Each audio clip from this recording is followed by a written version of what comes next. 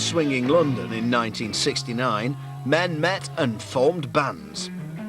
Well, Chris was in the bar that I was working in, and I was cleaning up the glasses. So we started chatting, and 30 years later, we're still together. You know, it's kind of bizarre. I see all good people turn their heads each day, so satisfied I'm on my way. When former Accrington farm worker John Anderson met posh choir boy Chris Squire, the answer was yes. The band leaders found a guitarist, Steve Howe, and scored a hit album. But there was still one star missing from the galaxy of yes. I got together with John, and I said, well, there's this guy that's becoming big in England who's this hotshot keyboard player. Maybe we should get him, you know. With Rick Wakeman on board, the band went stratospheric. The following 2 albums sold millions. Testifying, mutilated, armies gather near.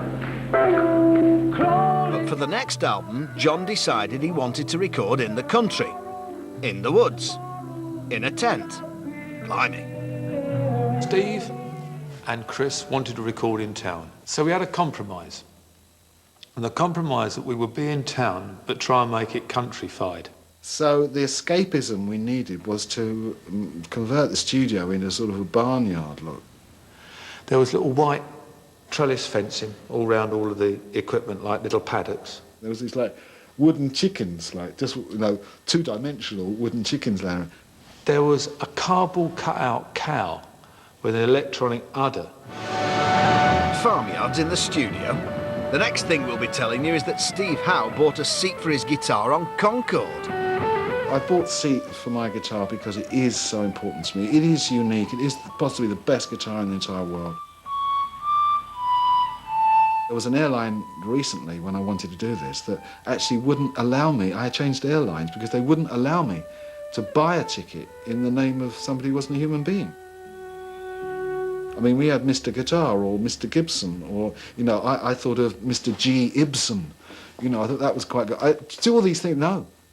Has he got a passport? No. And what I do now is I buy 2 economies as opposed to a business.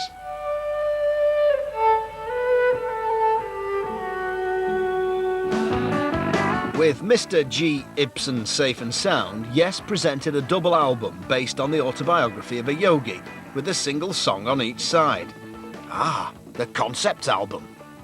And Rick, particularly, was not a fan of what we were doing at all. He thought it was definitely too spacey. I just went around saying this is crap. In '74, Wakeman, done up like a goldfish, left the band to pursue solo projects.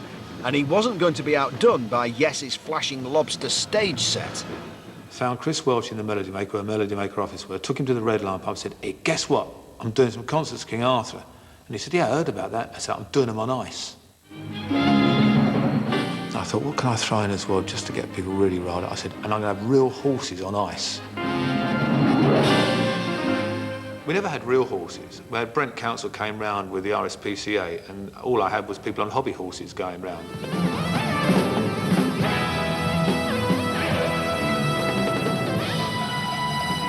It was absolutely hilarious. As was Rick's return to Yes. It was summer, the ice had melted, and he was just in time for a hit single.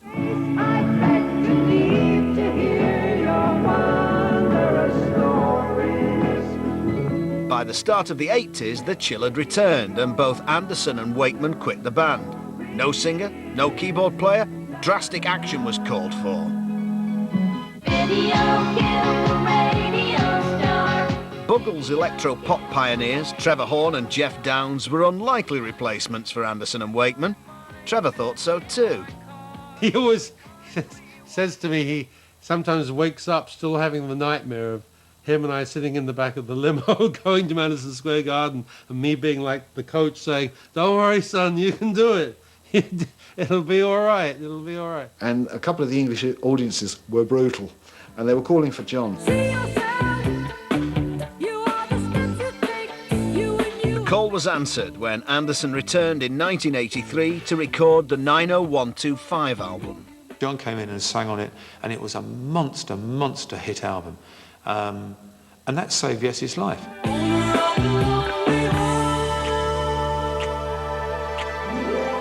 Is this the live show? Wait a minute. Hey, you guys!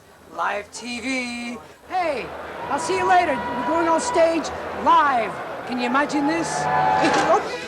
Since 1987, Anderson and Squire have split up, taken out injunctions, reformed, doubled up and watched Wakeman leave again. But the love affair continues. I seen all you people turn their heads each day, so satisfied. I'm on my way. Cheerio.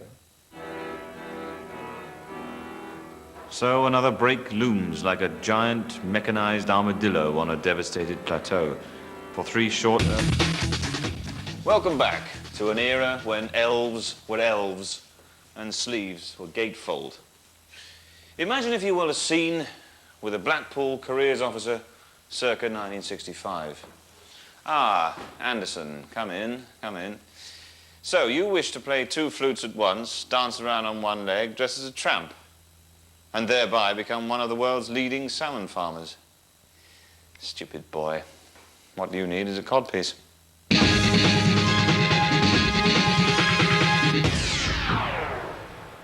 Yes, I took to the codpiece.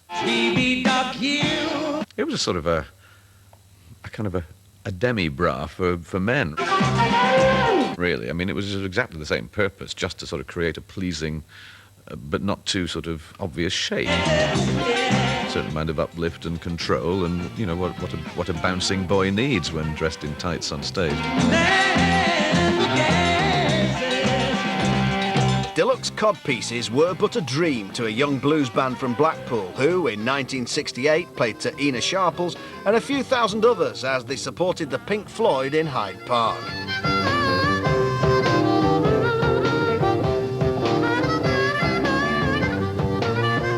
Jethro Tull had arrived. Even the French liked them. Qu'un groupe très original, les Jethro Tull. We'll go walking out while others shout of what disaster. Oh, we won't give in. Let's go living in the past. A flute at number 3 in the charts? What were they thinking of? I tried to use it in the same way as Eric Clapton or Jimi Hendrix used their guitars.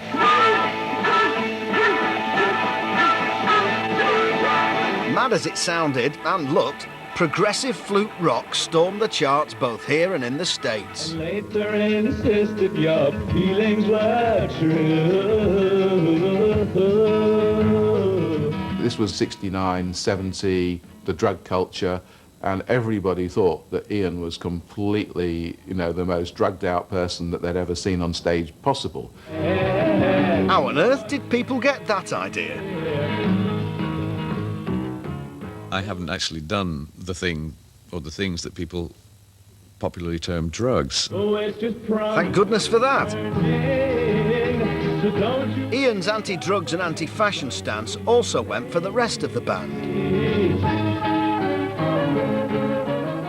Most nights, all these sort of bags of dope would get thrown up on the stage, and we'd sort of wander over to them and look down our noses and kick them off the stage. sitting on the park bench? No drugs. Next thing you know, there'll be no concept album. The album Aqualung was perceived widely to be a concept album, and I said emphatically at the time, and still maintain to this day, that 3 or 4 songs do not a concept album make. But everyone else thought that 3 or 4 songs do a concept album make. So Anderson took his revenge. We'll give them the mother of all concept albums. We'll come up with something that's really preposterous. And make it, 40 minutes of continuous music with a number of themes and reprises of themes, etc., etc. Ah, the comedy concept album. And I thought everybody's going to get the gag, no problem here. They'll see this as being a little bit of a satire, a little bit of a send-up of the whole concept album idea, and just treat it as,